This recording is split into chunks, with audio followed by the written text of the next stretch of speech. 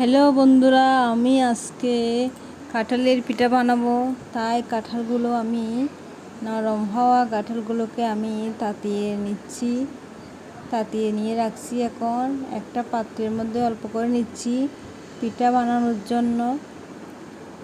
হ্যাঁ, আমার নেওয়া হয়ে গেছে। দেখেন কি সুন্দর লাগতেছে। এগুলা ফেলে দেওয়া যায় না, নরম কাঁঠালগুলা।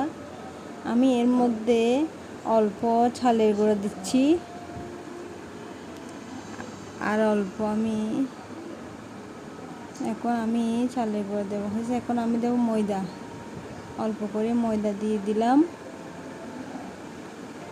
এগুলো দিয়ে পিঠা বানাবো, খুব একটা মজাদার খাবার। আমি এর মধ্যে দিয়ে দেব কেটে রাখা, টুকরো করে রাখা নারকেলও দিয়ে দিচ্ছি। দিয়ে দেওয়া হয়ে গেল। আমি এখন এর মধ্যে অল্প করে একটু লবণ দিয়ে দেব।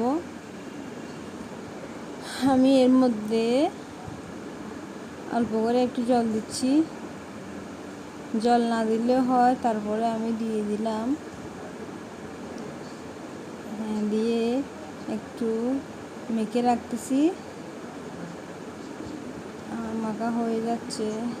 আমি এর মধ্যে অল্প করে একটু চিনি দিয়ে দিলাম। আমার চিনি দেওয়া হয়ে গেল। আমি একটা চামচ দিয়ে এখন একটু খাওয়া চুড়ো দিয়ে দিচ্ছি। খাওয়া চুড়ো দিয়ে এগুলোকে এখন আমি মেখে রাখবো। দেখেন, মেখে রাখছি। খুব সুন্দর লাগতেছে কালারটা। কাঁঠাল দিয়ে পিঠা খুব দারুণ। একবার হলে আপনারা খেয়ে দেখবেন। এখন আমি চুলার মধ্যে তেল গরম দিছি, কড়াই দিয়ে তেলগুলো গরম হয়ে গেছে। আমি এখন অল্প অল্প দেখেন ছোটো ছোটো করে দিচ্ছি। এগুলা কীভাবে ফুলে উঠতেছে দেখেন। আরেকটা দিয়ে দিচ্ছি। আমি এর মধ্যে আরেকটাও দিয়ে দিচ্ছি। দেখেন কি সুন্দর লাগতেছে এগুলা পিঠাগুলা। খুব সহজ পদ্ধতিতে এটা করা যায়। কাঁঠালের পিঠাগুলা এগুলো লাল লাল হয়ে যাচ্ছে। আমি এগুলোকে একটু উল্টে দেব।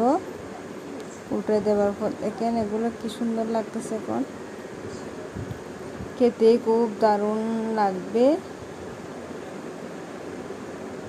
আপনারা চাইলে কাঁঠাল নরম হয়ে গেলে এগুলো ফেলে না দিয়ে এগুলো দিয়ে পিঠা বানালে সবাই খেতে পারবে। দেখেন এগুলো কীভাবে ফুলে ফুলে উঠছে, সুন্দর লাগতেছে এগুলোকে। আমার পিঠাগুলো কেমন হয়েছে সবাই জানাবেন। ধন্যবাদ সবাইকে।